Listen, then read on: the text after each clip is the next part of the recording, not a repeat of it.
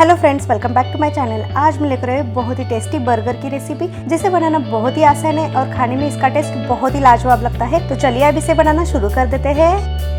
तो सबसे पहले यहाँ पे मैंने 2 उबले हुए आलू लिया है। तो अब हम यहाँ पे इसे अच्छे से ग्रेट कर लेते हैं। आप चाहे तो इसे स्मैश भी कर सकते हैं, लेकिन यहाँ पे याद रखें कि इससे हमें यहाँ पे आलू की टिक्की बना लेना है। अगर इसमें गुठलियाँ रहते हैं तो जो आलू टिक्की बनाएंगे वो फूट जाता है, मतलब थोड़ा सा आलू का स्टफिंग बाहर आ जाता है। इसलिए यहाँ पे हमें आलू को अच्छे से स्मैश कर लेना है, या फिर आप चाहे तो इसे अच्छे से ग्रेट कर लेना है। तो ये देखिए यहाँ पे मैंने 2 आलू को अच्छे से ग्रेट कर लिया है। अगर आपके आलू छोटे हैं तो आप यहाँ पे 3 या 4 आलू का इस्तेमाल कर लेना है। तो ये देखिए यहाँ पे मैंने आलू को अच्छे से ग्रेट कर लिया है। तो अब चलते हैं अगले प्रोसेस में। तो यहाँ पे मैंने एक पैन लिया है। पैन को अच्छे से गर्म कर लेते हैं मीडियम फ्लेम पे। अब इसमें हम डाल देते हैं 1 से 2 चम्मच तेल, और तेल को भी हम अच्छे से गर्म कर लेते हैं। तेल थोड़ा सा गर्म हो जाने के बाद इसमें हम डाल देते हैं 1 चम्मच बारीक कटा हुआ अदरक। आप चाहे तो लहसुन भी डाल सकते हैं, लेकिन यहाँ पे मैंने लहसुन नहीं डाला है। अब हम यहाँ पे अदरक को थोड़ा सा फ्राई कर लेते हैं, ताकि जो अदरक का कच्चापन है पूरी तरीके से निकल जाए।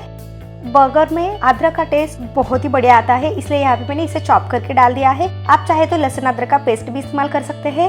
अब इसके बाद इसमें हम डाल देते हैं बारीक कटा हुआ प्याज। तो यहाँ पे मैंने 1 मीडियम साइज का प्याज लिया था, उसे बारीक चॉप कर दिया है। उसी के साथ इसमें हम डाल देते हैं बारीक कटा हुआ गाजर। तो यहाँ पे मैंने 2 से 3 चम्मच डाल दिया है, और साथ में ही डाल दिया है बारीक कटा हुआ शिमला मिर्च, थोड़ा सा ब्रोकोली डाल दिया है। आप अपने पसंद के हिसाब से वेजिटेबल्स को ऐड कर सकते हैं, और इन सबको अच्छे से फ्राई कर लेना है 1 से 2 मिनट तक।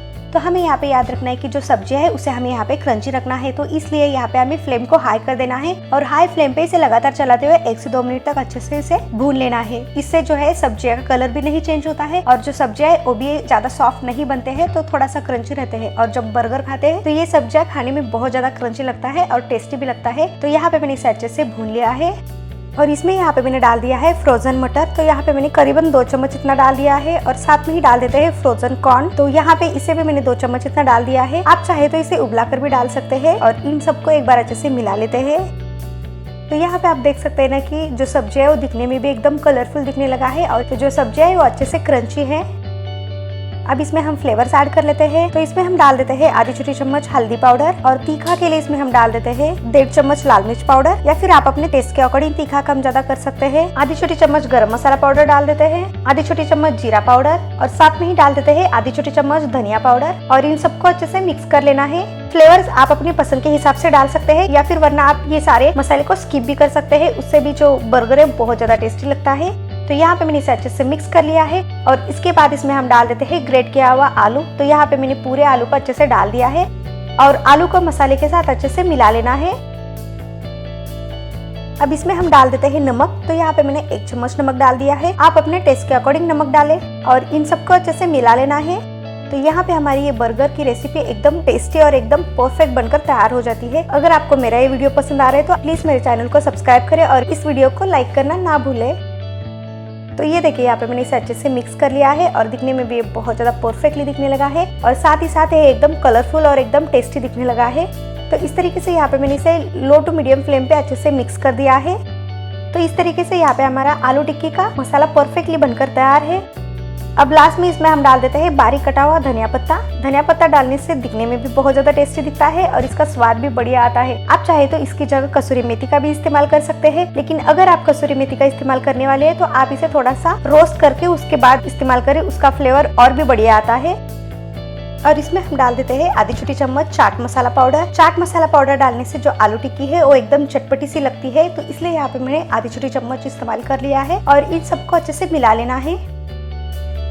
तो इस तरीके से यहाँ पे हमारा एकदम सिंपल और चटपटा सा आलू टिक्की बर्गर का मसाला बनकर तैयार है। तो अब हम यहाँ पे गैस को बंद कर देते हैं, और इसे ठंडा कर लेते हैं। ठंडा हो जाने के बाद इसके हमें यहाँ पे टिक्की बनाकर तैयार कर लेना है। तो ये देखिए यहाँ पे जो आलू का मसाला है वो पूरी तरीके से ठंडा हो चुका है, और इसे यहाँ पे मैंने एक प्लेट में ट्रांसफर कर लिया है। थोड़ा सा मसाला हाथ में लेकर इकट्ठा कर लेना है। अगर इस तरीके से मसाला परफेक्टली इकट्ठा हो रहा है तो इसका मतलब यहाँ पे टिक्कियाँ बनाने के लिए एकदम परफेक्ट है। अगर आपका जो मिक्सचर है थोड़ा सा गीला है तो आप इसमें 1 चम्मच कॉर्नफ्लावर या फिर कॉर्न स्टार्च मिला सकते हैं। तो हम हाथों को अच्छे से क्लीन कर लेते हैं, और जितना बर्गर है उस अकॉर्डिंग हमें यहाँ पे आलू टिक्की बनाकर तैयार कर लेना है। तो ये देखिए यहाँ पे मैंने थोड़ा सा मिक्सचर हाथ में लिया है। सबसे पहले हम इसे अच्छे से गोल कर लेते हैं, उसके बाद इसे टिक्की शेप फॉर्म में कर लेते हैं। तो ये देखिए वीडियो में आप देख रहे हैं ना, इस तरीके से हमें टिक्की फॉर्म में इसे अच्छे से कर लेना है। और जितना आपका बर्गर का पाव है उस अकॉर्डिंग आपको यहाँ पे टिक्की बनाकर तैयार कर लेना है। जितना बर्गर का पाव है उससे थोड़ा सा कम टिक्की आप यहाँ पे बनाओ, ताकि हम इसे और भी फ्राई करेंगे तो ये थोड़ा सा फूल जाता है। उस अकॉर्डिंग आप यहाँ पे टिक्की अच्छे से बनाकर तैयार कर लीजिए। तो यहाँ पे आप देख सकते हैं कि जो टिक्की है वो ज्यादा मोटी भी नहीं है और ज्यादा पतली भी नहीं है। तो इसी तरीके से हम यहाँ पे टिक्की अच्छे से बनाकर तैयार कर लेते हैं। तो यहाँ पे मेरा एक टिक्की बनकर तैयार है। तो इसी तरीके से हम बाकी के टिक्कियों को अच्छे से बनाकर तैयार कर लेते हैं। तो ये देखिए यहाँ पे मैंने 4 टिक्की अच्छे से बनाकर तैयार कर लिया है। तो हमारा जो मिक्सचर था उसमें ये 4 टिक्की अच्छे से बनाकर तैयार हो जाते हैं। तो इस टिक्की को हम साइड में रख देते हैं और यहाँ पे हम एक बाउल लेते हैं। अब इसमें हम स्लरी बनाकर तैयार कर लेते हैं। तो अब इस बाउल में हम डाल देते हैं 2 चम्मच कॉर्नफ्लोर और साथ में ही डाल देते हैं 2 चम्मच मैदा और इसमें हम डाल देते हैं थोड़ा सा नमक स्वाद अनुसार और थोड़ा सा फ्लेवर आने के लिए इसमें हम डाल देते हैं ब्लैक पेपर पाउडर। तो यहाँ पे मैंने करीबन 1/4 चम्मच इतना डाल दिया है और इन सबको एक बार अच्छे से मिला लेते हैं और इसमें हम पानी डाल देते हैं और इसका एक सेमी थिक स्लरी बनाकर तैयार कर लेते हैं। इसका मतलब हमें यहाँ पे ज्यादा पतला भी नहीं बनाना है और ज्यादा गाढ़ा भी नहीं बनाना है। तो कैसे बनाना है तो यहाँ पे मैं आगे दिखा देती हूँ। तो सबसे पहले हमें यहाँ पे थोड़ा थोड़ा करके पानी डाल देना है। तो ये देखिए यहाँ पे आप देख सकते हैं कि इस तरीके से हमें यहाँ पे स्लरी बनाकर तैयार कर लेना है। तो यहाँ पे ये फ्लोइंग कंसिस्टेंसी का है, ना ही ज्यादा पतला है और ना ही ज्यादा गाढ़ा है। इसी कंसिस्टेंसी का हमें यहाँ पे बनाकर तैयार कर लेना है। और यहाँ पे मैंने साथ में लिया है ब्रेड क्रम्स। तो अब हम यहाँ पे ये जो टिक्की है इसे सबसे पहले स्लरी में अच्छे से डिप कर लेते हैं। तो इसे दोनों साइड से अच्छे से कोट कर लेना है और इसके बाद हमें यहाँ पे इसे ब्रेड क्रम्स के ऊपर रख देना है और इसे दोनों साइड से अच्छे से कोट कर लेना है, ताकि ये दिखने में भी क्रंची दिखेगा और जो आलू का स्टफिंग है वो भी बाहर नहीं आता है। इसलिए यहाँ पे हमें स्लरी के बाद इसे हमें ब्रेड क्रम्स में डाल देना है और इसे थोड़ा सा प्रेस कर देना है, ताकि जो ब्रेड क्रम्स है वो अच्छे से चिपक जाए और जब भी हम इसे फ्राई करते हैं तो वो तेल में ना निकले। इसलिए हमें यहाँ पे इसे थोड़ा सा प्रेस कर लेना है। अगर आपको और भी ज्यादा क्रंची चाहिए तो आप इस स्टेप को दोबारा फॉलो कर सकते हैं। मतलब जब हम यहाँ पे इस तरीके से ब्रेड क्रम्स लगाते हैं ना, इसे फिर से हमें यहाँ पे स्लरी में डाल देना है और इसके बाद हमें यहाँ पे फिर से एक बार ब्रेड क्रम्स में डाल देना है। ऐसे 2 बार करने से जो आलू टिक्की है और भी क्रंची हो जाता है, लेकिन यहाँ पे मैंने इसे एक बार ही किया है। तो इस तरीके से यहाँ पे हम दूसरा आलू टिक्की को भी सेम तरीके से कर लेते हैं। तो यहाँ पे आपने देखा ना कि सबसे पहले मैंने स्लरी में डुबा दिया है, उसके बाद यहाँ पे मैंने ब्रेड क्रम्स उसे अच्छे से ऊपर से लगा दिया है, मतलब इसे अच्छे से स्प्रेड कर दिया है और हाथ में लेके इसे अच्छे से थोड़ा सा प्रेस कर देते हैं ताकि ये तेल में ना निकले। तो इस तरीके से यहाँ पे मैंने 2 आलू टिक्की को अच्छे से डिप कर लिया है और इसके ऊपर भी अच्छे से ब्रेड क्रम्स को लगा दिया है। तो इसी तरीके से हम बाकी के आलू टिक्की को भी अच्छे से कर लेते हैं। तो अब चलते हैं इसे फ्राई करने के प्रोसेस में। तो यहाँ पे मैंने तेल को पहले से ही गर्म करने के लिए रख दिया था और यहाँ पे तेल अच्छे से गर्म हो चुका है। तो हम यहाँ पे सावधानी से टिक्की को डाल देते हैं। तो हमें यहाँ पे याद रखना है कि तेल बहुत ज्यादा गर्म रहता है, तो हमें यहाँ पे एकदम सावधानी से डाल देना है और हमें इसे एक साइड से 2 से 3 मिनट तक अच्छे से फ्राई कर लेना है, या फिर तब तक फ्राई करें जब तक जो टिक्की है वो थोड़ा सा गोल्डन ब्राउन कलर दिख जाए। तो हमें यहाँ पे मीडियम टू हाई फ्लेम कर देना है और इसे अलट पलट के दोनों साइड से अच्छे से फ्राई कर लेना है। और इसे फ्राई करने के लिए कम से कम हमें 2 से 3 मिनट या फिर 3 से 4 मिनट भी लग सकता है। तो हमें यहाँ पे इसे दोनों साइड से अच्छे से गोल्डन ब्राउन हो जाने तक फ्राई कर लेना है। तो ये देखिए यहाँ पे आलू टिक्की अच्छे से फ्राई हो चुका है और दोनों साइड से भी एकदम परफेक्टली फ्राई हो चुका है गोल्डन ब्राउन हो जाने तक। तो इसे एक प्लेट में निकाल देते हैं। आप चाहे तो इसे किचन टॉयल पे भी निकाल सकते हैं और इसी तरीके से हम बाकी के टिक्कियों को अच्छे से फ्राई कर लेते हैं।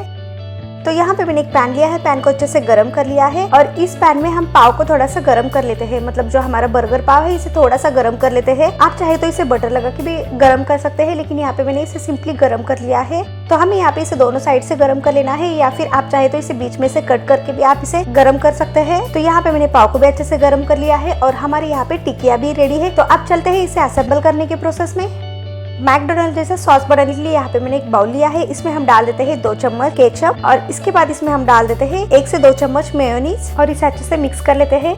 तो ये लीजिए यहाँ पे हमारा मैकडोनल्ड जैसा पिंक सॉस एकदम परफेक्टली बनकर तैयार है। आप चाहे तो इसमें थोड़ा सा लाल मिर्च पाउडर भी डाल सकते हैं अगर आपको तीखा खाना पसंद है। तो हम इस सॉस को साइड में रख देते हैं और अब चलते हैं आलू टिक्की बर्गर असेंबल करने के प्रोसेस में। तो यहाँ पे मैंने एक बर्गर पाव लिया है और इसे अच्छे से ओपन कर लिया है, मतलब इसे बीच में से कट भी कर लिया है और एक साइड में हम डाल देते हैं जो अभी हमने पिंक सॉस बना लिया है, उसे एक साइड में अच्छे से स्प्रेड कर देते हैं। आप चाहे तो इसकी जगह ग्रीन चटनी का भी इस्तेमाल कर सकते हैं। ये जो दूसरा बर्गर पाव है इसके ऊपर हम टोमेटो केचप डाल देते हैं। यहाँ पे टोमेटो केचप डालना ऑप्शनल है, आप चाहे तो डाल सकते हैं, वरना आप आप इसे स्किप भी कर सकते हैं, या फिर आप चाहे तो इसकी जगह बटर का भी इस्तेमाल कर सकते हैं। तो यहाँ पे मैंने दोनों ब्रेड के ऊपर दोनों चीजों को अच्छे से लगा दिया है, मतलब दोनों को अच्छे से स्प्रेड कर दिया है। अब पिंक सॉस के ऊपर हम आलू टिक्की को रख देते हैं और इसके ऊपर हम रख देते हैं अनियन स्लाइस। तो यहाँ पे मैंने इसे पतले स्लाइसेस में कट कर दिया है और यहाँ पे मैंने ये 2 अनियन स्लाइसेस को अच्छे से रख दिया है। और इसके ऊपर हम रख देते हैं खीरा। तो यहाँ पे मैंने इसके भी छोटे छोटे स्लाइसेस कर दिया है।